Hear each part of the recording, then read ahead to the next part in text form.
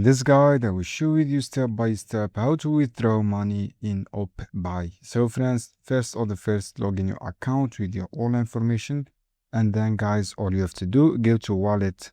From this wallet section, you can see here, this is my balance.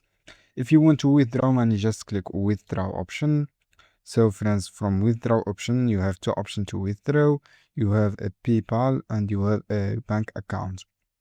So guys, if you want to withdraw through your PayPal account, choose this withdraw PayPal, and then select your email address or your PayPal, and then click confirm.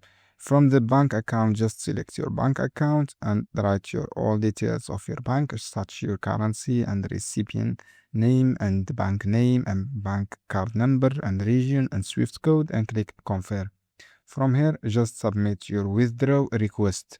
This is how you can do, guys. It is easy steps. I hope this guide helpful for you. Don't forget, give me a like and share this video for more content, and see you in another video soon.